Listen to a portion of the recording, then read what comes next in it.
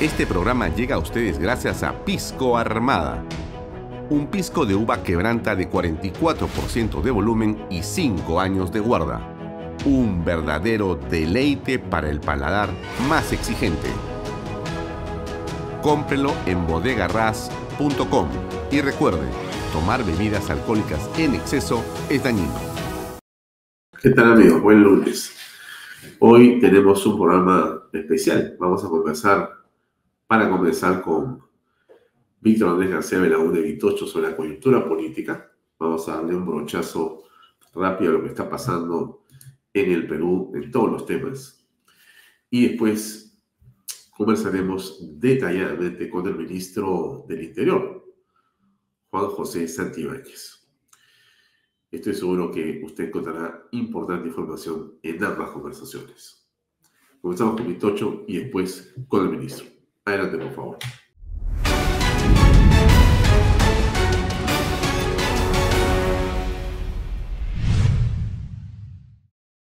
Bien, estamos con Vitocho aquí en Bahía Talks. Vitocho, gracias por acompañarnos. Gracias por la invitación.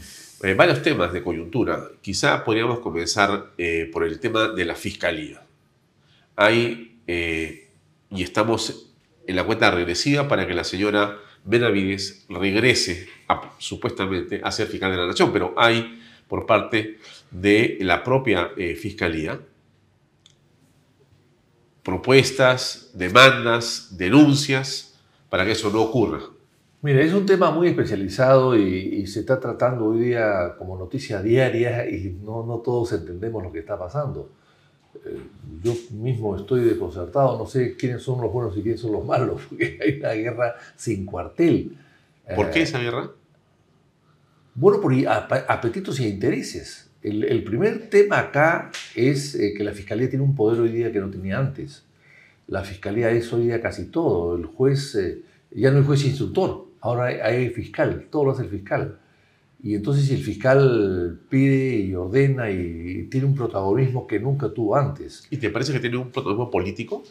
Y totalmente, porque como es tan importante, está casi en la práctica, no en teoría, pero sí en la práctica por encima del Poder Judicial, evidentemente es un órgano de mucho poder que hay que capturarlo. Se está gobernando con la Fiscalía, porque se están metiendo presos y deteniendo a políticos, básicamente. No al Tren de Aragua, pero sí a políticos de diferente índole y diferentes sectores. Entonces, por lo tanto, la lucha política se ha trasladado a la Fiscalía. Y eso es peligrosísimo, empezó desde Chávarri prácticamente. Entonces, eso sí creo que es peligroso. Entonces, lo que ha pasado con la fiscal de la Nación hoy día, la Patricia Benavides, que lamentablemente tuvo unas buenas expectativas al principio y hoy día... No tanto, y estamos un poco decepcionados con ella, evidentemente, pero lo que se ha hecho ahí es se ha suspendido de manera express, muy rápido, pero ahora se le quiere una fiscal suprema igual que ella, que no podría estar allí porque ha sido acusado por la Patricia, o sea, se acusan mutuamente o se investigan mutuamente, lo cual es absurdo. Ha pedido ahora suspensión de 36 meses cuando eso no puede hacerlo. Tiene que primero haber una acusación constitucional y el Congreso, porque como es una mujer aforada, los cargos aforados tienen un procedimiento que tiene que pasar siempre por el Congreso para levantar el fuero, así de simple. Entonces, me están pidiendo algo que a mi modo de ver es totalmente improcedente, que demuestre una ignorancia y desesperación, o ignorancia pues y vendetta, en fin, o todo junto o separado, pero en todo caso son cosas totalmente improcedentes a mi modo de ver. Entonces, ¿Y qué tiene que ver el juez Checli en esto? Encima, han ido contra Checli para recusarlo porque él dijo que no era, no había razón para que a esta señora Benavides se le impidiera salir del país. Checli lo están recusando ahora porque dicen que está a favor, sin embargo, antes estuvo en contra. Yo no podría explicar exactamente bien todo esto porque cometería algunos errores. Soy abogado, pero no soy procesalista, ni soy penalista. Pero tienes político, ¿qué hueles? Pero esto es parte de la guerra interna que existe entre ellos. Esto no es justicia, es guerra. Esto no es justicia. Y lo peor es lo siguiente. ¿Quiénes son los mandos? Bueno, hay un sector evidentemente que le denominan caviar, que está atrás de todo esto, y hay otros sectores que podrían ser no caviares o caviares de otra índole, que están tratando de... Hay una pugna por el control. Pero todo esto, a mi poder, empieza primero por los poderes que se le ha dado a la Fiscalía durante mucho tiempo y que los ha tomado, y segundo porque se le ha dado mucho poder a un fiscal de la nación que puede hacer algo que nunca se ha hecho antes y que también lamentablemente lo están haciendo en el Poder Judicial: poner y sacar jueces en ciertas causas. Antes no era así. Antes un fiscal, un juez, se quedaba ahí siempre, salvo que se retire o ascienda, pero no se cambiaba de fiscalía o de juzgado. Y esos cambios son los que han originado toda esta pugna o han facilitado la pugna. Y además hay otra cosa importante que antes tampoco pasaba y que no pasó en 150 años. Es decir, que los presidentes de las Cortes, con el fiscal de la Nación no tenían la importancia que tiene ahora, pero en todo caso se ha adaptado la misma modalidad, se eligen entre ellos. Entonces, ¿tú te imaginas en este canal de televisión que entre todos elijan el gerente? ¿Elijan al gerente? Sí. No, pues, Así no funciona, ¿no? Así no funciona pues nada, ni la justicia tampoco. Así puede funcionar el poder legislativo, porque el pueblo es soberano y tiene que elegir a alguien. Muy distinto. Es muy distinto. ¿Por qué es soberano? ¿Por qué es tan importante el Congreso? ¿Por qué es, entre comillas, el primer poder del Estado? ¿Por qué? Porque es la elección directa del pueblo a un representante. Sí. Al fiscal no lo elige el pueblo, al juez tampoco, al ministro tampoco. Por eso es que están en situación diferente. Y entonces hay que respetar, el pueblo es el soberano finalmente. Ahora, si el pueblo se equivoca, como suele equivocarse, y elegir mal, hay que educar al soberano. Ya lo decía José Faustino Sarmiento hace más de 100 años.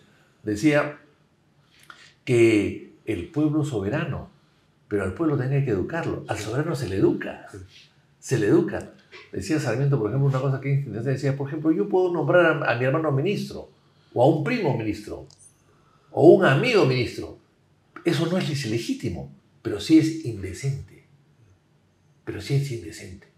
Entonces, bueno, yo creo que en eso estamos. O sea, al pueblo hay que educarlo, al soberano hay que educarlo para que elija mejor. Pero lo que no podemos hacer de ninguna manera es pretender de que a ese soberano haya que imponerle con recursos de amparo restitución de jueces, de fiscales, de ministros o inclusive de parlamentarios. Eso es una intervención exclusiva y excluyente de un poder del Estado. Entonces, todo eso se ha perdido hoy día. Y la guerra es todos contra todos y vemos los ajustes que hay. La inseguridad aumenta porque las autoridades que deben combatir la inseguridad se están dedicados a pelearse entre ellos. Sí. Esa es la verdad. Dos temas. Chichero. El Perú ha perdido un arbitraje y va a tener que pagar cerca de 90 a 100 millones de dólares 91. Al consorcio. ¿Qué piensas al respecto? Aquí hay dos cosas importantes. Primero, que el Perú nunca se defiende bien el CIADI. Es bien difícil que se defienda bien y contrata pésimos abogados y tiene pocos argumentos. Parecería que lo hacen ellos a propósito. Entonces han perdido eso. Pero en segundo lugar, hay que recordar que si se pierde es por ese motivo primero, y segundo porque el gobierno le dio cabida o vigencia a un contrato caduco. Y eso es lo que no se dice. O sea, el Cunturhuasi no cumplió con el Estado porque no tenía plata al final para hacer la obra. Y hizo una gestión con el Estado, con Vizcarra, ya de ministro de Transportes. Pero Pablo Kuczynski de presidente. Y Pablo Kuczynski presidente. Que explicó a una pizarra que era un negocio bueno para el país. Así. Ellos, todo eso, que negocio bueno para el país, todo eso ha servido para que Cunturhuasi, con ese criterio, con esos argumentos de que era bueno en la boca del presidente. Así es, el presidente hablando de ellos, Kuczynski hablando de ellos, el ministro haciendo una adenda, reactivando. El contrato estaba muerto, estaba caduco, pero Vizcarra con su viceministra, la Molineri, reactivaron, pusieron en vigencia otra vez el contrato. ¿Para qué? Para después anularlo por interés público. Entonces él se ha dicho, oye, acá no hay interés, ¿a dónde está el interés público? Si unos meses antes ustedes lo habían reactivado, un contrato muerto totalmente muerto porque había incumplimiento de parte de Conturguasi. Ustedes lo pusieron en vigencia y le dieron facilidades y le cambiaron las condiciones y le dieron hasta dinero. Y ahora ustedes meses después, lo anulan por falta porque no es interés público. Mejor dicho, por interés público lo anulan. No puede, eso no puede ser. ¿Y por qué lo hizo Vizcarra y por qué lo hizo Kuczynski? Entonces, ellos son los culpables de que estos hayan ganado. ¿Qué, se equivocaron? ¿Se equivocaron? No, eso, pero sí hemos demostrado que Vizcarra es pesetero. Vizcarra es pesetero, actúa por dinero. Y lo hemos visto, hay 5, 6 o 8 investigaciones y 8 confesores. Sí, para el caso de cuando era gobernador de ha cobrado por todo. Este señor cobraba por todo, era un cajero prácticamente. Sí, una aduana. Una aduana. Entonces, bueno, ¿eso ha sido gratis? No creo que sea imposible. Gratis. Y además hay otra cosa adicional a eso. ¿Cómo es posible que el Estado peruano permita y acepte y litigue con un consorcio cuyo socio mayoritario es el dueño de concesiones de otros aeropuertos en el sur del país? Conturguasi. Pero son temas distintos, pues, ¿no? Pero, perdón. ¿O no? Sí, este es distinto, pero tú no vas a invitarme a mí a tu canal si te tengo un juicio afuera. Es un poco difícil, ¿no? Poco difícil. Tú no vas a invitar a tu canal si yo tengo un juicio afuera pidiéndote que me restituyas tanto dinero porque me caí en la escalera de entrar a tu local. Claro, ahí hay una situación. Entonces no vas a invitar tú a... Claro, ¿no? Estamos enfrentados. Así es. Entonces hay un enfrentamiento con esos señores. En este caso, la pregunta es, entonces, ¿por qué le has dado o le sigues dando o sigues manteniendo o sigues siendo benévolo con estos señores que te manejan aeropuertos en el sur con muchos defectos además? ¿Tú crees que Conturguasi entonces hizo un buen negocio? Pero por supuesto que sí. Ganó una licitación, no puso nada, recibió plata del Estado, ahora lo anulan el contrato y ahora recibe un dinero sin haber hecho nada. 91 millones de soles. 91 millones de dólares. De dólares, perdón. De dólares sin haber hecho nada. ¡Qué buen regalo! Bueno, yo creo que eso hay que investigarlo, ¿no? Y yo al día siguiente... una comisión de alguien grande. Por supuesto que sí. Bueno, ya estos señores participaron en estos señores de Conturguasi participaron en la campaña de PPK. De PPK. ¿Y cómo sabes eso? Porque está establecido ya. Participaron en $250,000, creo que dieron en la campaña. Eso salió publicado. ¿Y para qué fue esa plata? Para la campaña, para ayudarlos a ganar. Porque había un contrato. A condición. Bueno, no lo sé. Había un contrato, evidentemente, que estaba ya caducado o por caducarse. Y debido a eso, es que poco tiempo después, el señor Vizcarra reactiva el contrato, que estaba muerto, y ahí no había que pagar nada. Ahí no había que pagar nada, y lo reactiva. Esto me hace recordar a época del primer gobierno de García, cuando la Belco se estaba yendo del Perú, porque no había encontrado petróleo o no era suficiente para explotarlo. O sea, ellos, voto propio, dijeron esto no va. Y se iban ahí. Y está ahí. Y García llega al poder y los expropia. Y entonces ellos van después a un tribunal y le pagan $200 millones. Por algo que no valía eso. Porque estaba vencido. Ya estaba vencido. Ellos no tenían derecho a nada. Qué buen business. Qué buen business. Esos son los business que le gustan a mucha gente, a muchos empresarios, lamentablemente. Ahora, háblame de las AFPs, porque ahora finalmente las AFPs van a entregar el dinero de las personas. Hay un cronograma que empieza pronto. Me parece muy mal. Muy mal que le entreguen el dinero. Van a recolectar el dinero, van a tener un subsidio del Estado, ¿no es cierto? ¿Por qué? Bueno, el Estado va a subsidiar a la pensión. Bueno, ese es otro tema, pero las privadas han firmado, ya está la ley y todo, y ya aceptó el gobierno, que te van a dar en 4 años más. Perfecto. Van a devolver los aportes. A eso me refería. No, porque hay un proyecto diferente. Es otro tema. Es un proyecto diferente. Sí. No, mire, qué bueno. Yo creo que es un exceso, pero en fin, pero es que ellos estos señores de las AFP se han prestado a todo tipo de abusos durante 30 años y la gente no cree en ellos. Sí, pues. La gente, ese es el problema. O sea, han abusado, han explotado tanto el negocio, con tan poca consideración y respeto con tan poco tolerancia y flexibilidad, con tan poco cariño al pensionista, al ahorrista, sobre todo el más pobre de todos, que al final se han ganado el odio que tienen. Si en este momento hacemos un referéndum, usted quiere que la AFP se quede o se vaya, el 99% vota para que se vaya. Esa es la verdad. Entonces, no me extraña, no me extraña. Ahora, ellos dicen que el sistema va a fracasar, que el sistema Va a colapsar. va a colapsar. Entonces, pero están pidiendo ahora que sean los independientes los que aporten. Sí. O sea, el vendedor ambulante, el que está afuera en tu oficina, Sí. el heladero que está afuera va a tener que pagar a AFP. Sí. 10%. Es un plan. O sea, no está colapsado el sistema, pues, porque ahora quieren que las AFP, Voluntario. los voluntarios. Pero lo que hay que hacer es que sea voluntario todo. Todo. Todo. Todo. Y además quieren que el Estado subsidie a las AFP, un pilar de solidaridad, creo que le dicen, igual que en Chile. O sea, si el Estado va a subsidiar a las AFPs, a los aportes, entonces que el Estado sea el que maneje los aportes, pues. ¿Qué cosa le queda ya? O sea, el Estado va a manejar plata, o va a recolectar plata, o va a obligar a ponerle plata a toda la gente, y ellos van a poner plata para que el privado sea el que la administre. No, pues. O sea, que también entonces con ese criterio que la administre el Estado todo. Empezando por Petroperú. Empezando por Petroperú, que es un desastre. ¿Dina Boluarte llega al 26? Hay que ir a rezar por ella, pero ¿Tú crees eso? va a ser difícil, pero al fin puede llegar. Puede llegar. Hay muchos intereses para que llegue, ¿no? Entonces, Y para que no llegue también. Y también para que no llegue. Hay una lucha también ahí, ¿no? Pero, ¿Ustedes como partido en qué están? Un poco también para tratando rezar. Tratando de organizar nuestro partido. Un poco para rezar también, Sí, ¿no? sí, por supuesto que sí, pero en otro sentido, ¿no? Y con otras plegarias. Bueno, nacimiento, renacimiento, mejor dicho. Un renacimiento, sí, es una refundación. Una refundación. Hay que hacer una refundación. ¿De qué están? ¿Bien o no? Y poco a poco estamos restableciéndonos, ¿no? ¿Quién es el candidato?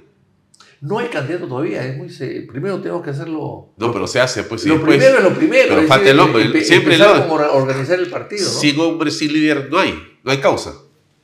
La causa necesita un hombre. Claro, pero sí. Pero ¿A quién ves tú? Hay varias personas. ¿Barnechea quiere lanzarse? Sí, claro, hay muchas personas que pueden hacerlo, ¿no? Hay 4, 5, 6 personas. ¿Vitocho quiere al Congreso? ¿Quiere al Senado? Te lo pide la gente en la calle. Vitocho, te dicen cuando caminas por la ciudad. Bueno, yo antes caminaba por la calle, por muchas calles de muchas ciudades del país, y me decían, oiga, ¿usted qué hace adentro? Sálgase. Y cuando no ha salido, cuando mi cara te sacó. Ahora que estoy afuera, hago paseo por las mismas calles. Los mismos pueblos me dicen, Vitocho, ¿qué haces afuera? Regresa. Bueno, Ni chicha ni limonada. Así, el Perú es un país cambiante, ¿no? Muy cambiante. Pero tú sí estás con ganas. Bueno, además tienes oficio, pues, porque conoces el tema. Sí, tengo. Sí, conoces el tema, pues. Tengo cierto oficio, sí, efectivamente. Sí, digamos que no me negaría a regresar. Pero por Acción Popular. Pero siempre. No cambio de camiseta. Pero confieso que me siento tranquilo y feliz fuera del Parlamento, sin la presión.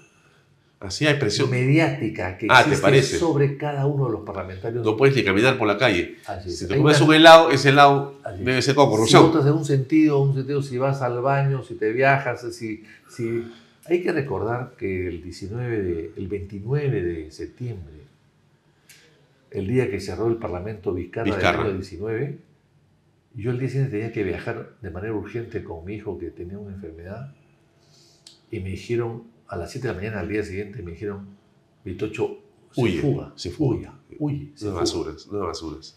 Y estaba viajando con mi hijo enfermo al lado. Entonces, eso es un gran malestar. Además, viajabas con tu plata.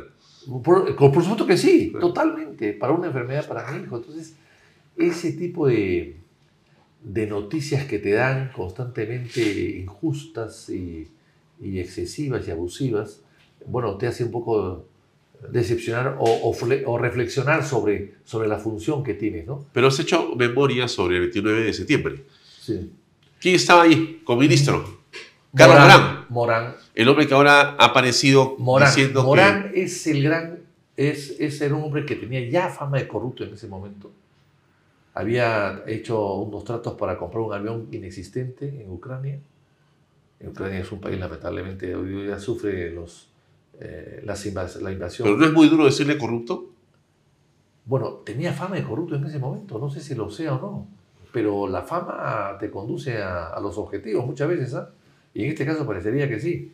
Y además hoy día hay una persona ya que ha dicho... El abogado, Mateo su Castañeda. abogado, que sabe todo. Sí, ha revelado... Hay dos personas que saben mucho sobre ti o sobre mí. Tres. Nuestro abogado, nuestro confesor y nuestro cónyuge. Bueno, el médico también, ¿no? Dice que hay un médico. Hay un médico. Y un médico. Y un médico puede ser 4 personas. Ya más o menos. pues, son los que tienes que tener muy en cerca. mayor o menor medida saben todo lo de ti. Claro. Entonces la pregunta es, ¿el abogado dicho que pidió 2 millones de soles? No me extraña. No puedo dudar de eso. Para dar una especie de coima que había ahí. Así es, porque era un avión inexistente, un prototipo, que nadie lo compra. O sea, si tú tienes que comprar en la policía algún elemento para movilizarte, compras algo que existe y ya conoces. Algo que funcione, que sea eficiente y que además... No un prototipo. Claro, en coordinación con lo que hay en el Perú, los mecánicos que hay en el Perú, la gente que conoce la marca. Un prototipo es una prueba. Ya sea en autos o en aviones. Es lógico, tú compras una marca conocida, no vas a comprar una marca desconocida. Vas y vas a trabajar. Ya aprobada, claro. que tenga representantes, Así que tenga mecánicos, que tenga talleres, que tenga todo. Y si tú te sales de ese caudal, es bien sospechoso. 2 helicópteros y un avión. Y ahora dicen que cobran 2 millones de soles. No me extraña. Tan así que fue un sirviente total, un sirviente totalmente adicto al lagarto. Y él mandó policías al Congreso antes que el presidente Vizcarra anuncie el cierre del Congreso. Ya estaba rodeado el Parlamento con policías mandados por el señor Morán. Él debía ser perfectamente bien enjuiciado por golpista y parecería que no está incluido en la lista de los golpistas. No está. No sé si está, porque si está Vizcarra, está Del Solar, no he visto Morán. Debería estar Morán. Porque es decir... Él ejecutó. Claro, él es el brazo armado. Claro. No había tanques en esa época, no bastó, no fue necesario. El ejército no participó, ni la marina ni la aviación tampoco. Pero participó la policía. O sea, fue un golpe con la policía, de la mano de él. Y la policía depende de él 100%. Y entonces, sí, me preocupa que este señor... Y ahora entiendo por qué. Es decir, tenía mucho que cuidar, muchos negocios que realizar, muchos dineros que cobrar. O sea, era un hombre vinculado a la corrupción. No lo digo yo, lo dice su abogado. Repito lo que dice su abogado y no me extraña porque en esa época ya se decía que el golpe había costado. O sea, movilizar a la policía costó plata y que se cobró por eso. Se dicen, los testigos que hay lo dicen. Y tienen que investigarse. El Congreso, en vez de estar mochando sueldo, debería investigar este tipo de golpes que los puede a ellos afectar en algún momento también. Última pregunta. Porque además yo digo una cosa. ¿Sí? Si Castillo costaba con la policía, su golpe hubiese sido exitoso. No costó con la policía. O sea, fracasó. O sea, hay que ver el golpe de Castillo y de Vizcarra. Sí. El de Vizcarra estuvo mejor elaborado, por supuesto, sí, previamente coordinado y comprometida a la policía. Morán. Sí. O sea, a Castillo le faltó un Morán para que tenga éxito. Para terminar, Dina Boluarte tiene ahora a Juan José Santibáñez, es un nuevo ministro del Interior. ¿Qué piensas? No lo conozco, lo he escuchado por la televisión en una entrevista, me parece muy... Viene a continuación de una entrevista con nosotros acá en Canal B. Sí, lo he visto en entrevista. Me parece muy hábil, es abogado, me parece muy hábil, pero no lo conozco. Vamos a conocerlo ahora, recién ahora. Así que opinaré dentro de un mes o 2 meses o 3 meses, antes lo veo difícil. Bueno, duran en promedio 5 meses los ministros del Interior. Creo que menos, ¿ah? Son 13 en 2 años. Santibáñez es el sexto en el gobierno de Dina Boluarte. 13 en 2 años. Sí, y el de Dina es el sexto, Santibáñez es el sexto. Pero 13 en 2 años, estamos hablando en 2 años son 24 meses. Son 13 ministros, estamos hablando de 2 meses por mes. Medio, sí. Menos. Y este último duró 30 días. Un poquito más. 40 creo. 33. Sí. Pero, bueno, hay que tener fe. Es decir, así no funciona nada. Vamos a esperar que la cosa mejore. Así no funciona ninguna institución en el Perú. No puede funcionar así. Es imposible. Y la policía tampoco. Pobre la policía, debe estar desconcertada. Cada 3 meses o cada 2 meses o cada mes cambia un ministro. Y además el problema es que son ministros casi todos policías. Ese es un grave error. tú no puedes nombrar policías a un ministro de policía, porque como hay algunos sectores dentro de la policía, siempre ese ministro va a inclinarse por uno de los sectores del cual viene o proviene o tiene respaldo, lo cual crea un problema en el resto de los sectores. Por eso es que lo mejor es nombrar a una persona afuera. Igual pasa en educación o en salud. No podemos nombrar ministros de salud médicos, o en educación a veces profesores, porque tienen sus... Mire, el mejor ministro de educación en el Perú fue un general en época de Odría, que no tenía nada que ver con educación. Y un viceministro, Carlos Salazar Romero, que duró 22 años de viceministro en esa época. 22 años, que fue la continuidad. Tiene que haber continuidad y tiene que haber personas inteligentes y preparadas, pero no necesariamente del sector, porque el sector lo ponen al servicio de sus inclinaciones y eso es fatal, crea resentimientos en los otros sectores. Bien, Vitocho, vamos a escuchar al ministro entonces. Gracias por venir. Vamos a ver al señor Juan José Santibáñez. Adelante.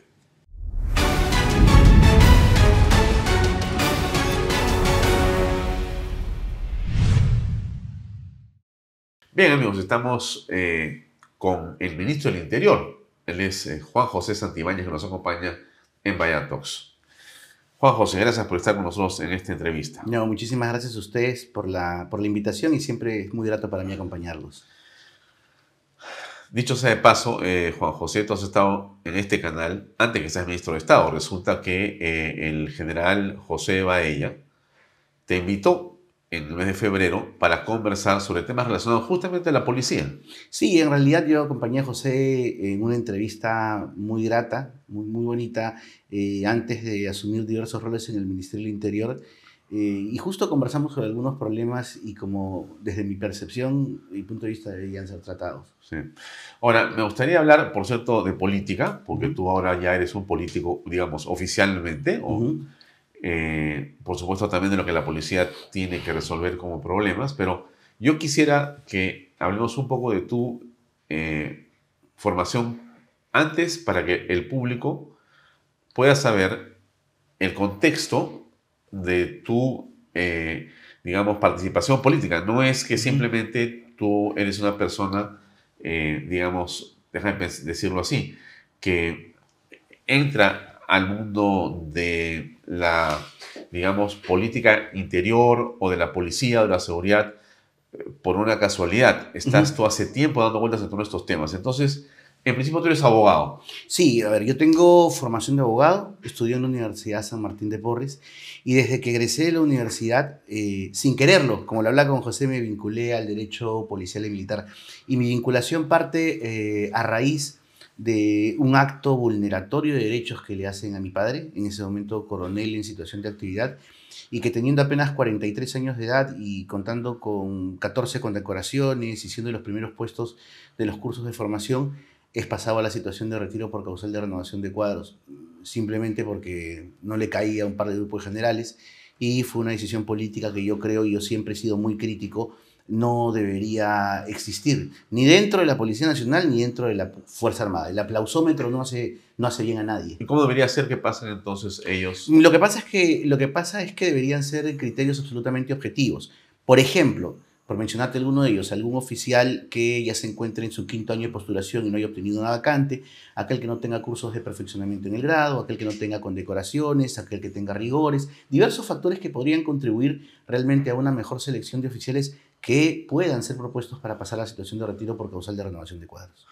Bueno, entonces, regresando a la formación, tú eres abogado y has tenido la oportunidad de continuar tu formación de posgrado. Sí. Pero he visto que tienes, yo leí hasta 3 maestrías. Cuento con 4 maestrías culminadas, una a punto de culminar, en total 5. Mis títulos están inscritos hoy por hoy en la SUNEDU y otros ¿3 en o el 4? proceso de 4 concluidas y una por sustentar.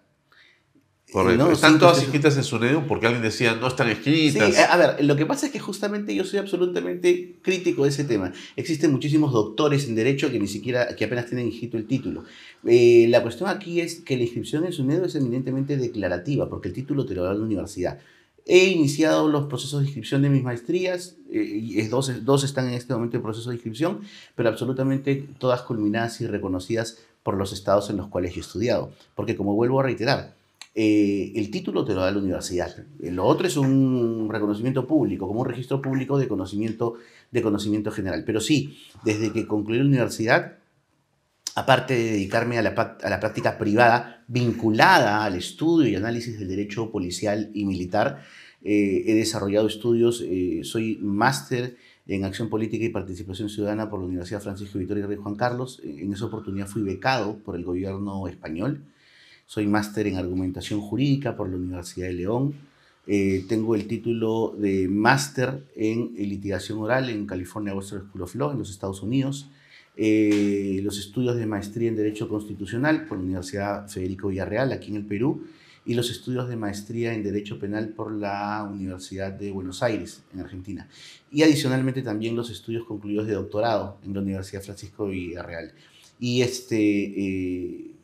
en realidad igual también algunos estudios de perfeccionamiento, como estudios de perfeccionamiento en Derecho Penal en la Universidad de Göttingen, en Alemania, y en Colombia, México y España, cursos que reafirmaron, creo yo, mi formación, la cual toda la he vinculado siempre al ámbito o a la práctica del derecho policial y militar, no solamente en Perú, sino también en Latinoamérica. ¿Cuántos libros tienes escritos? 6. ¿Esos libros tocan materias relacionadas a derecho vinculado al tema policial, seguridad? Sí, policial y seguridad. Mi primer libro fue La causal de renovación de cuadros en la Policía Nacional del Perú. ¿El caso de tu padre? El caso de mi padre, que fue publicado aquí en el Perú el año 2004. Luego tengo un libro sobre dogmática en derecho policial, publicado aquí en el Perú. Un libro de dogmática y derecho policial publicado en Colombia.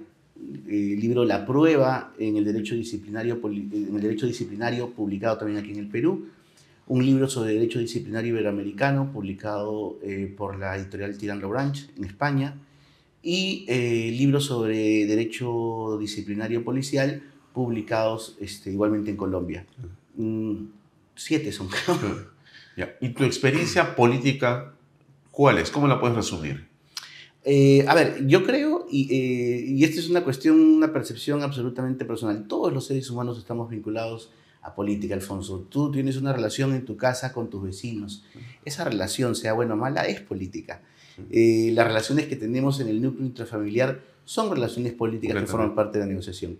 Entonces yo creo que absolutamente todos los seres humanos estamos en una formación política. Yo he tenido escenarios en donde he participado en una política activa dentro de la universidad, formaba parte de un grupo de estudiantes que se llamaba Unión Estudiantil y que luego pasó a ser Cambio Estudiantil. He sido también candidato al Congreso de la República en el año 2011. He desarrollado diversos escenarios.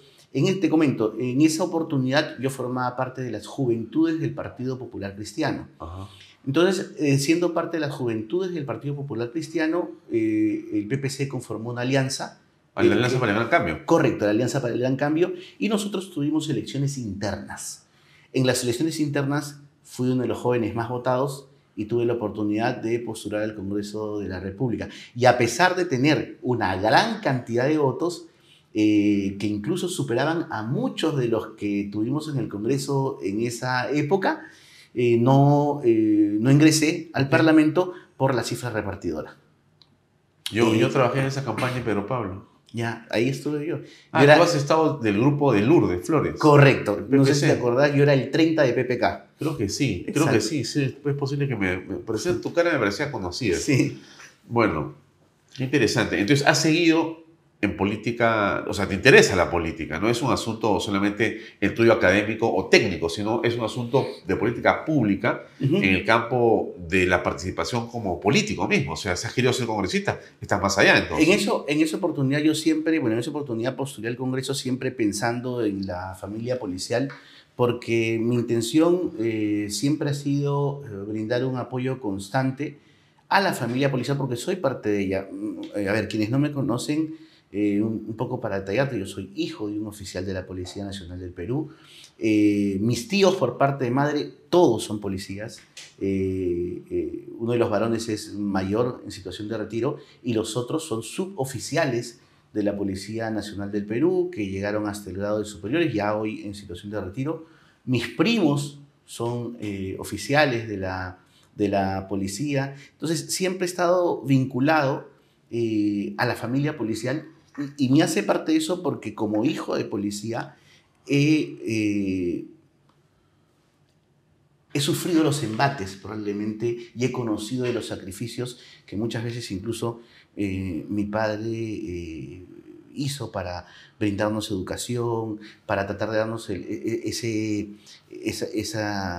o estar constantemente preocupado por su familia a pesar de los grandes sacrificios que le hacía. Yo recuerdo mucho, por ejemplo, en el año 1985, cuando mi padre fue enviado a la zona de emergencia por parte del gobierno a combatir la subversión, mi padre era uno de los pocos oficiales que iba. Por eso es que si ves en YouTube una participación mía en el Congreso de la República, ya como viceministro en el reconocimiento de los veteranos de guerra y de la pacificación, yo digo claramente, los veteranos de la guerra y de la pacificación son pocos y todos se conocen, porque en esas épocas eran muy pocos los que iban y muchos los que se quedaban.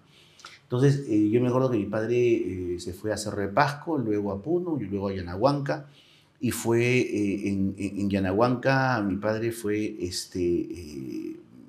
atentado gravemente, tuvo que ser evacuado aquí a la ciudad de Lima, le salvaron la vida en el hospital de policía y luego cuando se recuperó, cuando yo pensé que ya mi papá se quedaba en casa, me sentó en la sala y me dijo, me voy. Y yo le dije, ¿pero por qué? Acabas de llegar, te acaban casi de herir de muerte, ¿por qué te vas? Y nunca me voy a olvidar las palabras de mi padre, porque alguien tiene que hacer algo.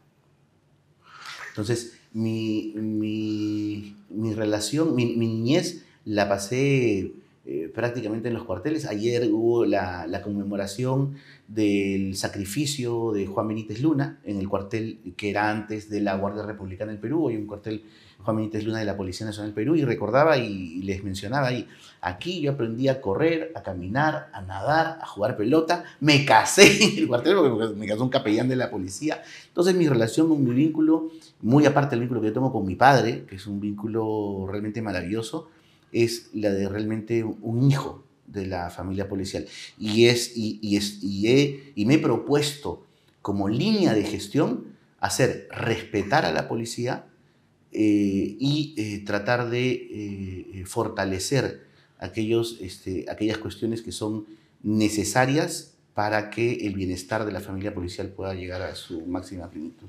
Muy interesante tu vivencia personal, ¿no? Tu padre ha estado en el frente de batalla. Correcto. Contra el terrorismo. Así es. Mi padre tiene, y esto siempre es algo de lo cual yo me enorgullezco, dentro de la Policía Nacional existen 4 tipos de condecoraciones: por esfuerzo intelectual, acción distinguida, servicios meritorios. No obstante, mi padre tiene 14 condecoraciones. Es uno de los oficiales más condecorados en la Policía Nacional y más de 4 de ellas son por acción distinguida. ¿Qué hace tu padre hoy? Hoy por hoy es un oficial en situación de retiro, gozando de los nietos, siempre vinculado al ámbito de la seguridad y participación ciudadana, al igual que yo, autor de varios libros de seguridad ciudadana que incluso la policía considera en su oportunidad como libros de consulta obligatoria para establecimiento de planes en temas de seguridad.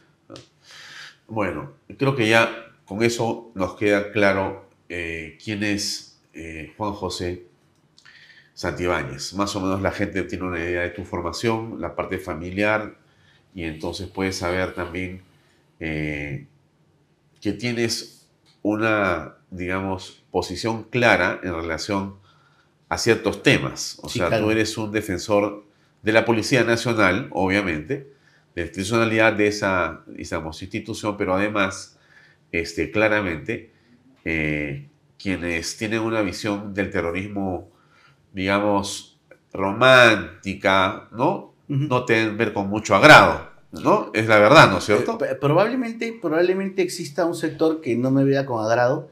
No obstante, yo estoy aquí para hacer un trabajo en beneficio de la sociedad, en beneficio de la familia policial.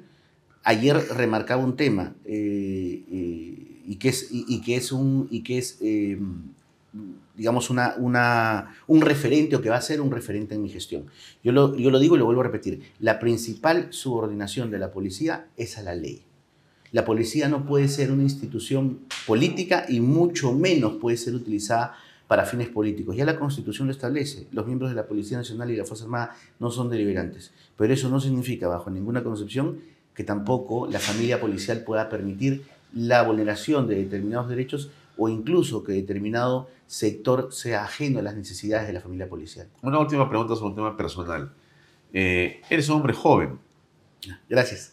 ¿Qué edad tienes tú? 46 años. ¿Te casaste ya? Sí, claro. Bueno. Me casé ¿Lo has comentado? me casé retornando de la maestría Sí. de España. Tengo 3 hijos maravillosos. Y como yo siempre digo, mi esposa es mi socia de vida. Ella me acompaña en cada reto que afronto y creo que ese es un pilar fundamental de que hoy hayamos podido llegar donde estamos. Y eres consciente, y tu familia también, porque una decisión política de ser ministro no es solamente una decisión personal, sino involucra a la familia. Sí. Has asumido esto y obviamente eres consciente de que estás en un cargo que tiene una vida muy corta, históricamente, porque en este gobierno de la señora Boluarte eres el 6º, si no me equivoco, de los ministros. Sí, correcto. Y en el gobierno de Perú Libre, creo que eres el 13º o algo por el estilo. Sí. Entonces, quiere decir que en promedio, si no me equivoco, estamos hablando de entre 5 meses o algo así, o menos, el tiempo de vida de un ministro del Interior políticamente hablando. ¿Eres consciente de eso? Sí, es que como yo creo, como lo ha manifestado ya el señor Premier, todos los ministros siempre están sujetos a una constante evaluación. Finalmente, soy consciente que este es un puesto de confianza, es un puesto político y finalmente hasta que se requieran mis servicios estaré brindando lo mejor posible de mí y de todo lo que pueda ofrecer. El teniente general José Baella fue llamado por la señora presidente Boluarte en algún momento. Conversaron. Entonces, ha contado a ella un tema muy interesante. Lo llamaron para tener esa cartera, la del ministro del Interior. Y él dijo, con mucho gusto, ¿no? Y dijo, bueno, pero 3 condiciones muy pequeñas, muy simples, ¿no? Para poder asumirlo, ¿no? O sea, 3 pedidos, 3 Sí. bases para poder asumir. Él Sí, dijo, yo tengo un plan, usted tiene un plan, yo tengo un equipo, dijo, y yo necesito un apoyo político y económico para poder hacerlo. O sea, 3 cosas. Sin esas 3 cosas no funcionan, ¿no? Como no le dieron luz verde en esa conversación y en las horas siguientes, él decidió no aceptar. Comenzamos con la parte política, estimado Juan José. Tú cuando has asumido este ministerio, preguntándote lo mismo que hizo ahí en su momento, preguntaste por un plan, por un equipo, por un apoyo político que implica fondos para que puedas desarrollar la actividad correctamente. Sí, lo que pasa es que hay una cuestión y quizás mucha gente no lo conozca. Lo que sucede es que si bien es cierto yo no he estado vinculado a una vida pública en el sector, sí lo he hecho cuando he estado en el ámbito privado. Soy uno de los asesores externos, por ejemplo, el Plan Mariano Santos, que es el plan que proyecta una policía al 2030. Y adicionalmente he prestado asesoría en diversos países de Latinoamérica a diversas policías, como la Policía de Honduras, como la Policía de Colombia. Una pequeña digresión. Sí. El asunto del Plan Mariano Santos es muy importante porque yo entiendo, por lo que he comentado acá, también mencionaba ella, lo ha mostrado el plan y lo hemos conversado en extenso, es uno de los planes mejor Más ambiciosos. constituidos Sí. para la Policía Nacional del Perú, Es correcto. hecho por extranjeros, hecho por ingleses, en una combinación de gente con muchos profesionales, terminaron armando un proyecto y plan que tiene varios aspectos. ¿A eso te refieres con ese plan? Sí, lo que sucede, a ver, y esto es absolutamente cierto. Debemos recordar que cuando se quisieron modificar las estructuras de las policías más importantes en el mundo, no necesariamente tuvo una participación activa de los políticos locales. Recuerda que en los años 1940 la policía más corrupta del mundo era la policía de Hong Kong. Y lo que hicieron fue convocar a los ingleses para que hicieran una reestructuración y hoy por hoy la policía de Hong Kong es una de las policías más respetadas del mundo. Lo mismo se ha hecho, por ejemplo, en Honduras, donde tuve directamente la posibilidad de participar. Cuando fuimos convocados con el doctor Fernelli Castañeda, un reconocido abogado de Colombia, experto en estructuración de las policías, lo que se hizo fue construir un plan de régimen disciplinario que como primera acción tuvo la detención de un general en situación de actividad con varios oficiales que estaban involucrados en el tema de la corrupción. Entonces, si bien es cierto mi participación pública, en un cargo público, en un cargo como ministro, viceministro o asesor. No ha sido de una manera directa, siempre hemos estado vinculados a este sector. Cuando tuvimos la oportunidad de conversar con la señora presidenta, efectivamente yo lo que le solicité fue el apoyo a la gestión, cosa que recibí con mucho agrado. Y segundo punto, como bien refieres, el tema económico, que es sumamente importante. Lo que nosotros debemos tener en cuenta es que para combatir la criminalidad organizada se necesita dinero. No hay otra forma. Los grandes megaoperativos que la población puede ver por televisión cuestan millones. Y cuestan millones porque, a ver, solamente planteándote, nosotros tú ves 15 detenidos en un medio operativo, pero no sabes que cada detenido requiere necesariamente entre 4 y 6 efectivos que tengan que estar haciendo trabajos de inteligencia, luego trabajos de captura y luego de puesta a disposición del Poder Judicial o del Ministerio Público. Y cada uno de esos efectivos cuesta. Cuesta traslados, cuesta viáticos, cuesta gastos de inteligencia. Entonces todo eso es una sumatoria de hechos. El estar en el Ministerio del Interior previamente nos ha servido para conocer cifras muy exactas de lo que se necesita, al menos para este año, para combatir la lucha contra la criminalidad. Hace unos días conversé con el ministro de Economía y el ministro de Economía me ha garantizado la entrega de presupuesto suficiente para lograr los objetivos este año, que se propone el sector. ¿Tú conocías antes a Dina Boluarte? No, yo fui invitado por un exministro, el ministro Torres, a ser su jefe de gabinete, y yo no conocía a la señora presidenta antes. Ni a la señora presidenta ni a nadie de su entorno, eso quiero aclararlo. Yo creo y lo sigo sosteniendo. Creo que el haber llegado donde estoy en este momento es la consecuencia de un trabajo constante de más de 20 años de carrera. No soy un advenedizo en este sector. Entonces creo que es la consecuencia del reconocimiento a todos los años de carrera y sacrificio que hemos logrado. Sí. Ahora, hablemos un poco de la coyuntura política. Sí. ¿Cómo aprecias tú? Vamos a hablar de punto por punto, pero yo te pediría, digamos, una especie como de pregunta, como siempre decimos, nos tratamos en el ascensor y te digo, Juan José, ¿cómo ves la cosa? Políticamente hablando, ¿no? Entonces, ¿cómo ves la cosa? A ver, yo lo veo desde un punto de vista de mi sector. Yo creo que la ciudadanía, Alfonso, está cansada de muchos aspectos, pero un aspecto que realmente los tiene sumamente mortificados y molestos es el tema de la inseguridad. La delincuencia hoy por hoy campea por todos lados. Antes, cuando tú conversabas, tú identificabas determinados sectores de la ciudad en donde decías, oye, no vayas a este sector porque este sector le llamaban zona roja. Es imposible transitar por ahí. Hoy por hoy no es así. Hoy por hoy en cualquier lugar te pueden robar. Bajando aquí el edificio te pueden asaltar en la puerta. Entonces, yo creo que lo que hay que darle a la ciudadanía es seguridad.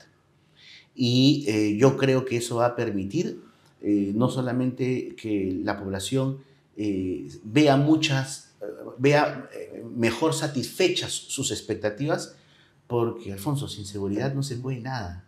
Sin seguridad no hay crecimiento económico, sin crecimiento económico no hay trabajo, sin trabajo no hay bienestar para la familia. Si no hay bienestar para la familia, encuentras nuevamente la disociación entre comunidad y Estado. Y esa disociación, ¿qué cosa es la que genera? La delincuencia. Es un círculo vicioso. Entonces la cadena tiene que cortarse por algún lado. Y esa es la misión que de alguna u otra manera nosotros estamos emprendiendo con dos líneas de gestión que yo he sostenido. Primero, una línea de lucha frontal contra la corrupción, en la propia Policía Nacional incluso. Y segundo, una lucha frontal contra la delincuencia común y el crimen organizado.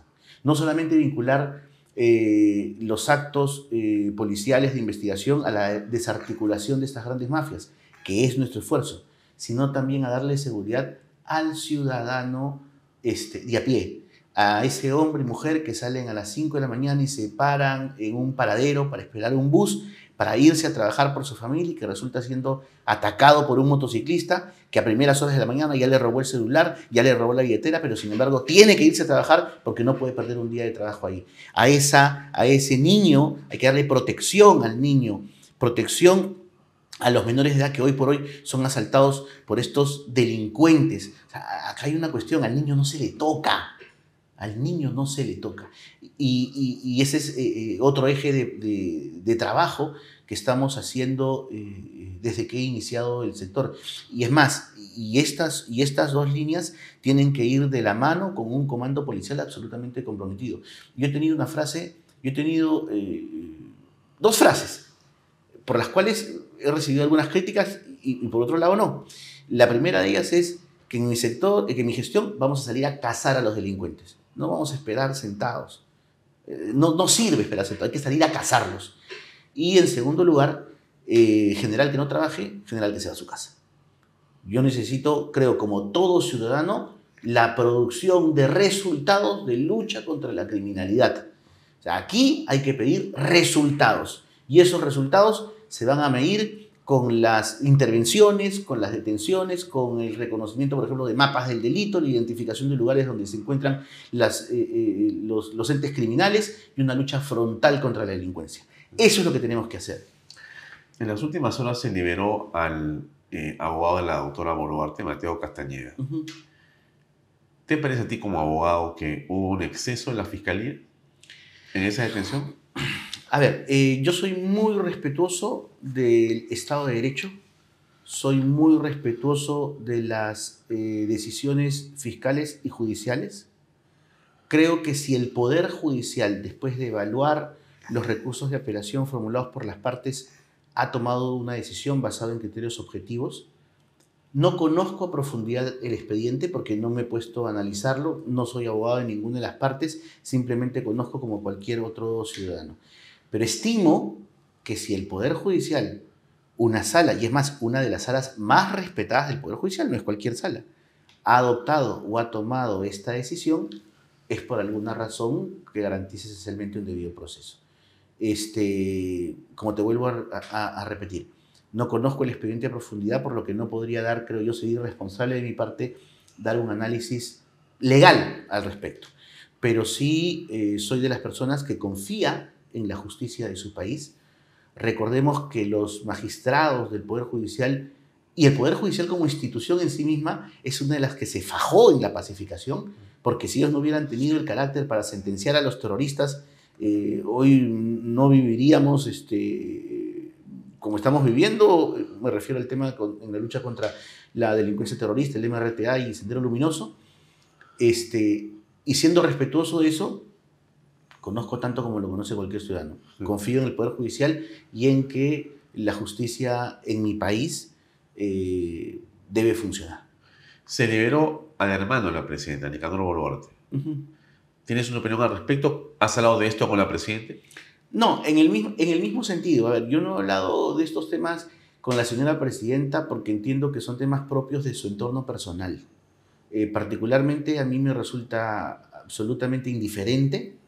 Y cuando digo indiferente es porque no lo vinculo con ningún acto con mi gestión y simplemente veo por las noticias que es una persona que ha sido detenida, ha ejercido su derecho al debido proceso, ha tenido un triunfo a nivel procesal porque no se puede desconocer ese hecho, pero más allá de eso no. Y no lo he preguntado a la señora presidenta porque entiendo que es un tema absolutamente particular, absolutamente familiar y que al menos en mi gestión del sector, o mi gestión política, no me incumbe.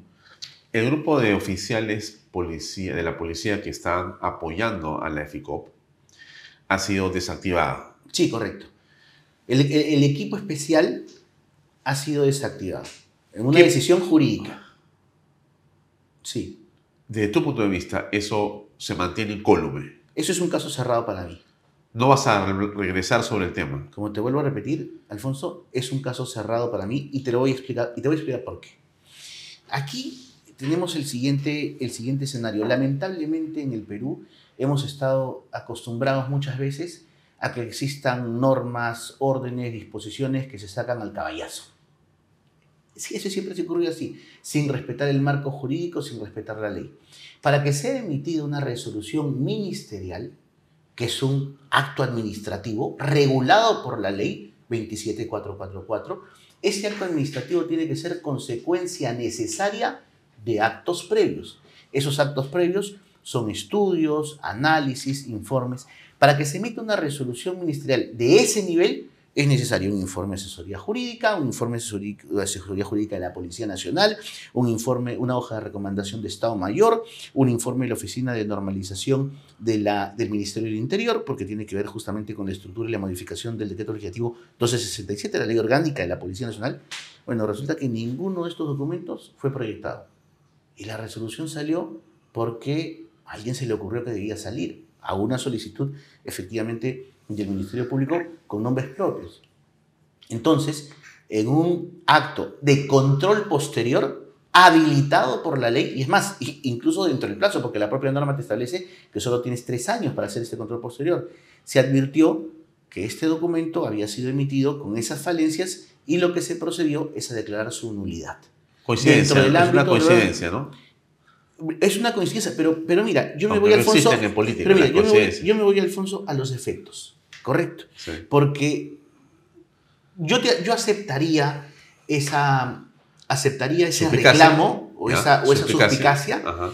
si es que el efecto jurídico de la nulidad de la resolución, el efecto jurídico o real, ¿qué cosa hubiera sido? El entorpecimiento de la detención del señor Boluarte y de las personas que fueron detenidas. ¿Eso pasó? ¿Acaso el señor Boluarte no fue detenido? ¿Acaso el señor Boluarte con las personas que fueron detenidas no estuvieron en la carceleta? ¿No estuvo la DIVIAC participando? O sea, que no se ha menoscabado la eficacia de la unidad. Correcto. Entonces, ¿cuál termina siendo el efecto? Si el fin para el cual está constituido, por ejemplo, una unidad orgánica como la DIVIAC, porque es una unidad orgánica dentro del Decreto Legislativo 1267, la Ley de la Policía Nacional, cumple su rol y sus funciones. Por el contrario, la demostración de este acto acredita que nuestras unidades orgánicas, funcionan. Y después de esa detención, se han dado la detención de alcaldes, se han dado la detención de organizaciones criminales, se han seguido dando detenciones importantes. Entonces, ¿cuál era esencialmente ese trabajo? Nosotros, al momento, como institución, al hacer un análisis de todo este tema, advertimos esta cuestión y, adicionalmente, tenemos una resolución del Tribunal Constitucional que avala la decisión, que es el precedente vinculante 533 del año 2020.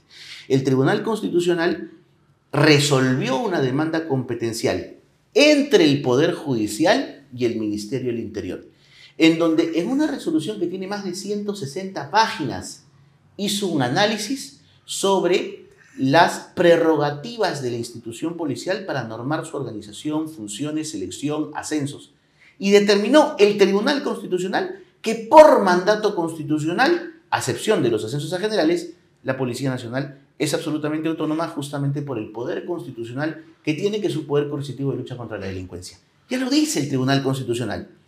Por eso es que yo he dicho, entiendo que la Fiscalía puede aperturar investigaciones o diligencias preliminares para investigar, pero recomendaría a los fiscales tomarse un poquito de tiempo y leer esa resolución, porque en todo caso también, ojo, estaríamos aquí frente no solamente a intromisión de funciones, sino que a acciones que pudieran ser sujetas incluso a una denuncia constitucional. Ojo, tengamos mucho cuidado. Entonces, aquí las cosas claras. Y como esto ya lo he referido en reiteradas oportunidades y creo que ya lo he explicado hasta con manzanitas, sí, para mí es un tema cerrado. Se habla de Colchado, el coronel Colchado, correcto, que hay una animadversión del Ejecutivo por la forma como él participó e intervino en la residencia de la señora presidenta Dina Boluarte. Es más, en su cumpleaños esa torta famosa es una razón aparentemente para también haberla puesto dentro de sus observaciones y haberlo pasado o suspendido de su labor en la DIVIAC. ¿Qué piensas del coronel Colchado? A ver, primero quiero explicarte un tema. De acuerdo a la ley, que es la ley 3714, la ley de régimen disciplinario de la Policía Nacional del Perú, existen dos formas de aperturar procesos a un oficial. ¿Correcto? Una forma es la Oficina de Asuntos Internos, que es la disposición expresa del ministro del Interior, que se le dice al jefe de Asuntos Internos, abra la investigación a esta persona. Esencialmente son por actos graves de corrupción o por hechos denunciados incluso públicamente. Y el otro camino es la Inspectoría General de la Policía Nacional del Perú, porque advierte la vulneración de algún bien jurídico previsto en la norma, es decir, de algún bien protegido por la ley previsto en la norma. Ambos procedimientos son absolutamente autónomos. En el primero de ellos participa el ministro del Interior, en el segundo no, porque es una decisión absolutamente institucional y remarcada en una ley y en un debido proceso. Los procedimientos que se han aperturado contra el coronel Harvey Colchado son procedimientos de la Inspectoría. en donde ni el Ministerio del Interior ni ninguna autoridad política, judicial, puede tener injerencia, porque ese procedimiento está sustentado en lo que jurídicamente se llama la relación especial de sujeción intensificada, que es absolutamente privativa entre el oficial y la entidad. Y eso lo dice la ley. Está dentro de los principios de la norma o del régimen disciplinario. Por tanto, el sector interior, como ministro del Interior o cualquier autoridad política, no tenemos injerencia en ese proceso, que incluso, de acuerdo a ley, es absolutamente reservado. Por eso es que el coronel Colchado, cuando va al Congreso y le hacen la pregunta sobre el proceso, él sostiene y refiere y reafirma, como lo dice la ley, señor, es un proceso reservado al cual yo no me puedo pronunciar, porque lo dice la norma. Hay una apelación vincula para regresar exclusivamente a la Policía Nacional de Perú. Tengo entendido, porque como te vuelvo a repetir, no estoy involucrado en el proceso y tampoco me inmiscuye, tengo entendido que ha formulado un recurso de apelación contra la medida provisional que se le ha aplicado, pero eso sigue un debido proceso. O sea, más o menos, para que tú tengas una idea, un proceso similar, y lo hablo con conocimiento de causa, por lo menos en la policía dura un par de años. O sea que la carga es muy grande. Podría volver en 2 años. Por lo menos. O sea, entre 1 año y 2 años. La carga es bastante grande. Ahora, te estoy hablando de todo el proceso. Recordemos que el proceso, de acuerdo a la ley 3714, tiene 2 instancias. Sí. Recién van en la primera. Viene de ahí la etapa de juzgamiento de primera instancia, luego la etapa de segunda instancia. No, tenemos para rato. Y lo que yo he dicho en un medio de comunicación, para que se entienda, la Policía Nacional es una institución de más de 143.000 efectivos. La Policía Nacional no puede personificarse o no puede personalizarse en ningún oficial. O sea, hoy, por ejemplo, sostienen el coronel Colchado, mañana será que el capitán Santibáñez, mañana el comandante Pérez. No, la policía es una institución, no es deliberante. Podemos rescatar determinados actos, ¿no?, de oficiales, pero como institución la policía tiene que seguir caminando con Santibáñez o sin Santibáñez, con Colchado o sin Colchado, con Pérez o sin Pérez. Aquí la policía es una institución y lo que nosotros vamos a defender es la institucionalidad. Y el coronel Colchado, conforme lo establece la ley, tiene la garantía de un debido proceso y tiene la garantía de defenderse y de plantear todas las cosas que él estime pertinente para la defensa de sus derechos. Y yo voy a ser riguroso, ojo, lo vuelvo a repetir, en la defensa de los derechos de todo el personal policial, sin importar los apellidos. Se señala, creo que tú lo has dicho en otro medio, que hubo más de 1 millón de soles mensuales de gastos de la DIVIAC. Es que ese es aproximadamente, conforme he sido informado por el comandante general de la Policía Nacional del Perú, la DIVIAC tiene una asignación prácticamente fija de 800.000 soles mensuales y que de acuerdo a los planes y de que de acuerdo a las intervenciones que hace, siempre hay un incremento adicional que llega al 1.200.000, lo que hace un aproximado de más o menos 15 millones al año. Es bastante dinero, ¿no? Es bastante dinero, pero como vuelvo a reafirmarlo, todo organismo del Estado está sujeto a un control, y es más, no de la policía, sino de Contraloría. Te comento, la DIGIMIN, que es un órgano de inteligencia, tiene en este momento o está atravesando una situación de control por parte de la Contraloría General de la República desde el mes de febrero de este año, porque todos los gastos tienen que auditarse. ¿Tu opinión sobre el desempeño en la DIVIAC? ¿Cuál es? A ver, yo creo particularmente que todos los órganos de la Policía Nacional hacen sus esfuerzos.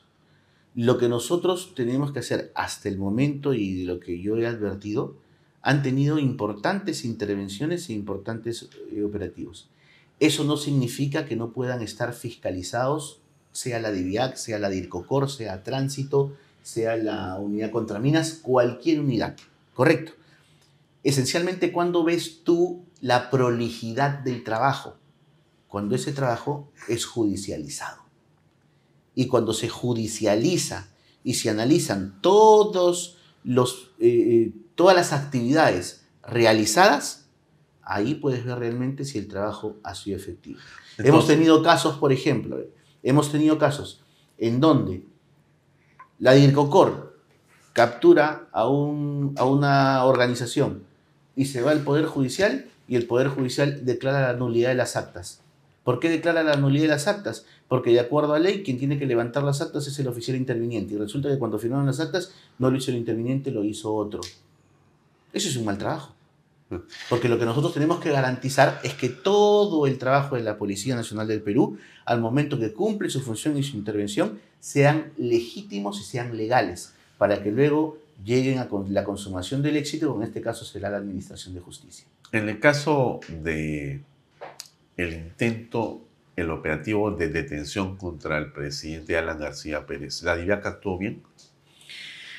A ver, en el caso que tú me comentas, que en realidad, desde mi punto de vista personal, fue un caso penoso, ¿no?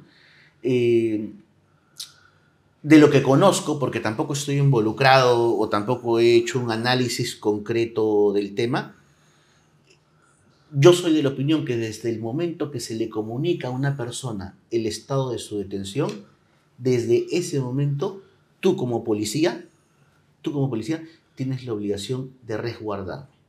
Imagínate, O sea, cuando ¿no? tú lo dices, en ese momento ya... En ese momento tú ya asumes jurisdicción. Tú la ya asumes vida jurisdicción. Por la y la integridad. libertad de esa integridad ya depende de la policía. Por supuesto, por supuesto.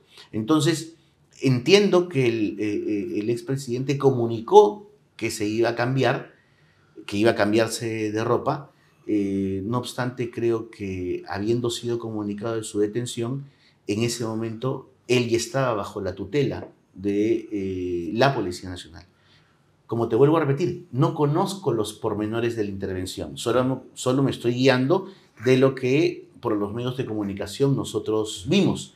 Ahora, una finalmente pregunta. eso ya los pormenores se identifican en un proceso y si es que hubiera algún tipo de responsabilidad se determinará, pero como vuelvo a reiterarte, a veces hay cuestiones que nosotros no conocemos. Sí. O sea, y te voy a contar un caso haciendo una comparación, ¿no? En realidad una penosa comparación solamente.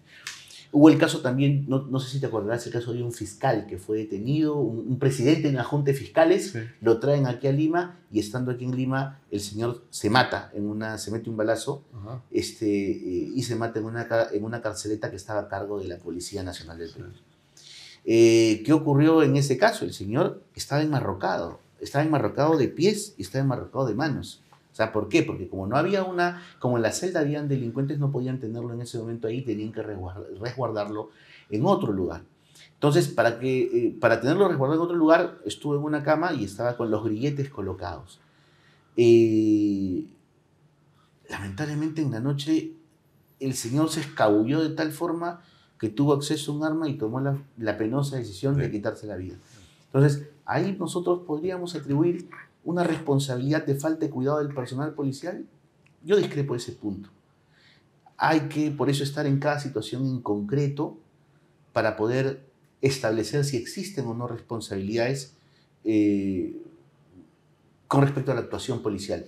Por eso es que yo siempre soy sumamente cuidadoso cuando me preguntan sobre calificativos de actuaciones policiales, porque en realidad hay que conocer la realidad para poder dar una conclusión. Sí, porque ahí estuvo como ministro Carlos Morán, ¿no? Uh-huh. Y hubo todo un manto en torno al asunto de las escuchas que se le hacían a la casa de García desde un vehículo que llevaba equipos de interceptación telefónica y demás, y que Morán y la policía cubrió para que sacaran esa mochila famosa que estaba ahí, que era evidentemente lo más importante, ¿no? El equipo de interceptación. Una historia muy truculenta, por decirlo menos, que algún día tendrá que investigarse, ¿no? Yo creo que existen... Quizás tú puedes ayudar. Yo creo que existen siempre, digamos, relatos fuera de los oficiales, ¿no? De que se cuentan siempre intervenciones que marcan la historia. A veces son lo cierto. Que a veces son lo cierto o a veces no terminan de ser leyendas, ¿no? Yo creo que en su oportunidad todo será investigado. Y como mi padre siempre me dice, la verdad siempre se llega a saber. Tarde o temprano se llega a saber. Y yo creo que nosotros Desde nuestro lugar lo que tenemos que hacer es estar comprometidos siempre con la Hay una verdad. pregunta cortita. ¿Tú crees que a Alan García se le cercó? A ver, te vuelvo a repetir, no conozco el expediente, no conozco, digamos, las investigaciones que existieron en torno a este proceso. Conoce lo que conocemos todos. Conozco lo que conocen todos desde mi punto de vista jurídico. No, Ojo, eso no, eso no. no. Te pregunto como ciudadano. Tú eres Eh, un padre de familia, antes que nada y sobre todo. Sí, claro. Un ciudadano. No, yo creo que debemos cuidarnos siempre de los excesos, de donde vengan. Y creo que existen o han existido en diversos procesos muchos excesos que en algún momento la justicia tendrá que resolver, ¿no? Algunas preguntas cortas. ¿Que podríamos decirle algo al público sobre Vladimir Cerrón? Sí, que esperamos que pronto sea capturado. Para mí, el señor Cerrón es un prófugo. ¿Has hablado de esto con la presidenta? Como lo es. A ver, con la señora presidenta yo no he tocado el tema por una sencilla razón. Porque el señor es un prófugo. Y para mí, como ya he tenido y he sostenido reuniones con el comando de la Policía Nacional, Sobre este caso. he dispuesto sobre varios casos. Porque hay varios objetivos que por motivos de seguridad no puedo revelarlos. Perfecto. Pero existen personajes muy críticos de la criminalidad organizada que hoy están desarrollando actividades económicas aquí en el Perú.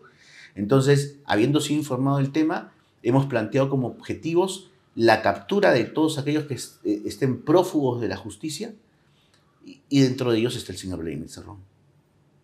Y, digamos, el público seguramente te va a creer más o vas a tener una legitimidad mayor y sin duda puede pasar, no sé si le parece a la historia, si lo capturas. ¿Eres consciente de eso? Me han dicho miles de cosas. Me han dicho que de capturar a Cerrón seré ministro hasta el 2026, de capturar a Cerrón si se viene un camino político encumbrado, ¿no? De capturar a Cerrón, ¿no? No, a ver, esa no es la cuestión. Aquí hay que capturar al señor Cerrón porque es un prófugo. Esa es la razón. Como es tan prófugo, el efectivo policial que acabo de ver hoy en las noticias, que me acabo de enterar y he pedido información al comandante general sobre un efectivo policial que, estando sentenciado a 25 años de prisión, presumiblemente se le otorgó un ascenso y hoy por hoy está fugado. También se convertirá en otro prófugo de la justicia y en otra persona a la cual tenemos que capturar. Entonces, no me preocupa, mejor dicho, no voy a desarrollar mi gestión en base a comentarios, en base a críticas o elogios. Yeah. A críticas o elogios o en base a conjeturas. Yo desarrollo y he aceptado esta función y esta gestión como algún día me dijo mi padre, alguien tiene que hacer algo, bueno, es la misma respuesta que yo les di a mis hijos hoy. He aceptado este cargo porque alguien tiene que hacer algo. Preguntas cortitas para terminar, ministro. La inmigración venezolana es claramente un factor que, porque tiene una incidencia en la criminalidad, nos preocupa a todos. ¿Cómo lo ves desde el ministerio? Bueno, les comento que ya estamos preparando el reglamento de la ley de modificatoria de la ley de inmigración que se dictó en los decretos legislativos. El reglamento estará pronto por salir y es sumamente importante porque el reglamento permite y habilita a la Policía Nacional, primero, a la intervención de los hoteles y hostales. Segundo, a la intervención de los centros de trabajo. Tercero, a la intervención de los domicilios donde se encuentren no solamente ciudadanos venezolanos, extranjeros y indocumentados. Cuarto, se facilita de alguna u otra forma la remisión de las personas indocumentadas a sus países. Entonces, este marco jurídico que está pronto ya, va a salir el reglamento y que nos va a permitir ejecutar, va con todo, porque esa es la línea de lucha de la gestión, ¿no? En ese va con todo darle armas al serenazgo, letales me refiero, ¿es una solución a la inseguridad? Yo particularmente considero que no. ¿Por qué? Porque la función constitucional de lucha contra la delincuencia y la protección de los bienes jurídicos de las personas y la seguridad del país es de la Policía Nacional del Perú. Es una facultad indelegable. Ni siquiera los miembros de la Fuerza Armada. Es una facultad indelegable. Definitivamente no podemos negar y esto lo hago en un reconocimiento, que el cuerpo de serenazgos es un factor de apoyo que hoy por hoy se ha convertido en necesario. Y lo que tenemos que hacer es desarrollar un trabajo conjunto, un patrullaje integrado para juntos luchar contra la criminalidad. Creo sí que el tema, por ejemplo, de la utilización de armas no letales debe ser revisado. Porque el arma no letal la puede tener un ciudadano cualquiera. Sí. Entonces, si lo puede tener un ciudadano cualquiera, qué mejor, digamos, opción de que lo tenga una persona que está encargada en este momento de gestionar un arresto ciudadano, porque es el serenazgo, es un arresto ciudadano, o que coadyuva a los fines de la tranquilidad y seguridad de nuestra población, ¿no? Una opinión tuya sobre esta ley que ha salido en el Congreso con respecto a la defensa de las personas con armas, ¿no? Si ingresan a tu casa, hoy tú puedes tomar una pistola y dispararle, inclusive matar a ese ladrón que entra, y ya no se habla de proporcionalidad. ¿Qué piensas al respecto? Yo lo que pienso al respecto es que el criterio sobre el uso o la utilización de armas de fuego en nuestro país está equivocado. Aquí no debería, aquí el nivel, o como miden algunas autoridades, es la proporcionalidad, y no, el nivel es la racionalidad. Es la razón que te habilita para el uso de armas. Yo te hago una pregunta, Alfonso. Mira, imagínate que estás durmiendo en tu casa con tus hijas, y entran dos delincuentes armados con un machete y tú tienes una pistola. No tengo machete. No tienes machete, tienes una pistola. En la proporcionalidad tendría que buscar un machete. Exacto, ¿no es cierto? Porque exacto. si uso la pistola, me meten preso. Exacto. O sea, tendrías que buscar un machete. Que no tengo. La racionalidad. Saco la pistola. Correcto. Y los elimino. Correcto. Y la ley me va a proteger ahora sí. La ley te va a proteger. Es más, la ley desde ya protegía en el ámbito de la legítima defensa, porque lo que estructura, y aquí había incluso un derecho constitucional y fundamental, que era el de la inviolabilidad de domicilio, que también estaba justamente protegiendo estas acciones, pero como te vuelvo, o como te reitero, Sí. Aquí lo que nosotros tenemos que hacer es otorgarle a los ciudadanos la posibilidad también de que pueda defenderse. Una vez que esté la Policía Nacional ahí, ya el ciudadano cede esa prerrogativa, esa potestad a la Policía Nacional, que es la autoridad. Pero mientras eso no ocurra, el ciudadano tiene todo el derecho fundamental, constitucional y humano de defenderse y defender a los suyos y lo suyo. Chancay. Chancay es una palabra que para muchos resulta muy grata porque ven oportunidades. Para los chinos ven negocios. Yo creería que para algunos chancayanos ven frustración porque las cosas no avanzan, no hay dinero del Estado todavía para poder hacer cosas fundamentales. Y en seguridad tienen 60 efectivos en 2 turnos, les quedan 30, creo que 10 es para la parte de administración, 20 para 60.000 personas con 2 unidades, una malograda. O sea que Chancay está al borde del abandono, estando a meses de que se inaugure esta mega obra continental. ¿Qué vas a hacer? ¿Qué has hecho? ¿Estás hablando? ¿Has tomado contacto con el alcalde o con las personas que están vinculadas a este tema? ¿Qué va a ocurrir? Lo primero que hemos hecho, y quiero aprovechar tus cámaras para informar esto, cuando yo he sido viceministro tuve una reunión con los representantes, por ejemplo, de ADEX, que acudieron preocupados también por el puerto de Chancay y nos están ayudando. ¿Para qué? Para empezar, dentro del puerto, la empresa constructora nos da un espacio mucho más grande para la presencia de personal policial dentro del puerto. Con respecto a las afueras, nosotros como Policía Nacional tenemos un terreno aproximadamente 5.000 metros. Exacto, a 2 kilómetros, de los cuales ya se está gestionando todo el proyecto de inversión 2 años. Para que se construya, déjame terminar, para que se construya un complejo policial que permita satisfacer las necesidades de la población. Mientras eso ocurra, lo que vamos a hacer es, recuerda que el ministro Ortiz comunicó a la población que estábamos en una acelerada y que este julio iban a salir aproximadamente más de 5.000 policías, 450 oficiales y 4.500 efectivos suboficiales. Bueno, estamos coordinando con el comandante general de la Policía Nacional para que una importante dotación de efectivos sea enviado a Chancay. Justamente por lo que tú comentas, porque es absolutamente necesario. Tenemos que tener en cuenta, Alfonso, y esto es una realidad, que existe una brecha muy grande en la Policía Nacional. Hoy probablemente deberíamos contar con 60.000 efectivos más. ¿Cuántos? Mira, en el año 1995-96, éramos prácticamente el mismo número de policías. Ha crecido la población y no ha crecido la policía. Por eso es que te digo que la brecha es de 50.000, 60.000 efectivos.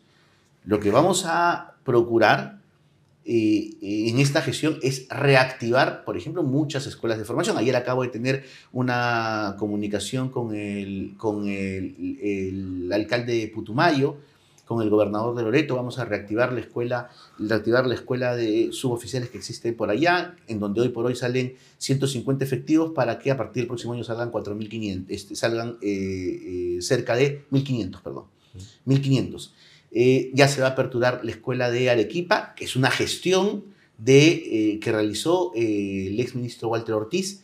Estuvo personalmente viendo el tema, había unos problemas de agua, pero ya se va a activar, que va a permitir contar con una mayor cantidad de alumnos que luego van a egresar como suboficiales de la Policía Nacional del Perú, y diversas acciones que de alguna u otra manera permitan o incentiven incluso a nuestros jóvenes a formar parte de esta institución tan importante como la policía. Pero ese incentivo pasa también por mejorar ciertas cuestiones que son importantes para la familia policial, como es el sistema de salud. Una de las principales acciones y decisiones que he adoptado en mis primeras horas como ministro fue la declaratoria en emergencia de salud pol, ¿no? El día lunes estoy proyectando ya unas visitas. Bueno, se me ha escapado el día porque en realidad yo he dicho voy a comenzar a hacer visitas inopinadas. Sí. Pero bueno, porque cuando avisas cuando vas, todo está bonito. No, sí. Vamos a hacer visitas inopinadas, sí, porque eso tenemos que darle alguna solución. Como también que tenemos que darle alguna solución a Fobipol. También tenemos que darle solución. ¿Por qué? Porque existe un clamor del personal, ¿no? En decir o referir, a ver, yo he aportado 30 años. ¿Qué hago con ese fondo? Y no he recibido ni un ladrillo. No puede ser. Entonces, eso no es posible. Eso no es posible. Pero ahí siento que tu principal enemigo se va a convertir en el ministro Arista. Porque no. Arista tiene pues la llave de la caja. Y hay un tema importante. Tú dices, vamos a posiblemente trasladar un grupo importante de policías a Chancay. Pero los llevas a los policías y los tienes que regresar en la tarde, porque no hay dónde dormir, no hay dónde comer, cómo los trasladas. Esto es un tema logístico para que tú has dicho al principio, sin plata no funciona esto. Lo que pasa es que en ese sentido ya hemos tenido conversaciones con la gobernadora de Lima, la presidenta regional de Lima. Estamos en conversaciones justamente para la asignación de algunos lugares importantes. Por un tema de estrategia aún no puedo referirlo, pero sepan que sí es una preocupación. O sea, en la logística sí parece el grupo de gente está de alguna manera ya prevista o viendo, o está dentro de la discusión. Estamos en este momento dentro de la proyección de la discusión, y no solamente para el puerto de Chancay, también para el nuevo aeropuerto que abre el 17 de diciembre. Claro. O sea, que todo ese complejo es bien difícil de manejar por tema de seguridad, es tremendo. Es todo un contexto, pero para lo cual ya nos estamos preparando. Sí. Porque estás en una de las carteras más complicadas que hay, ¿no? Y te deseamos mucha suerte, en verdad, porque tienes una gran formación, tienes un buen corazón por lo que nos has comentado, creo que el público que ve esta entrevista va a sentirse seguramente muy interesado en lo que vas a hacer, pero tienes demasiados enemigos, dentro y fuera. Dentro de la política están los adversarios que ya claramente ven que tú tienes un perfil al que tienen que combatir, porque tienes un perfil, claro, que es alguien que tiene familia, que ha peleado contra el terrorismo, por lo tanto, toda la otra izquierda y los procomunistas y los pro-sendero, o los que se hacen los locos, no te van a querer. O sea, ya hay un grupo de gente que te detesta y te quiere sacar sin que hayas pasado, sino horas solamente porque tienes un background determinado. Y las mafias que están dentro del gobierno, me refiero, dentro del Estado, que son muchas, ¿no? Porque el Estado es un Estado muy complejo, muy difícil, ¿no? Y la burocracia te puede ganar y te puede inmovilizar. Sabes que estás en un reto prácticamente imposible, para llamarlo con toda claridad, muy complejo. Efectivamente, Alfonso, yo creo que es un sector complejo, pero creo también que es un sector al cual probablemente le faltaban dos cosas: gestión y decisión. Ten en cuenta, y te lo aseguro, y se lo aseguro a todo el público televidente, he sido formado, porque así me formó mi padre, y también una formación profesional en la cual soy un hombre que toma decisiones.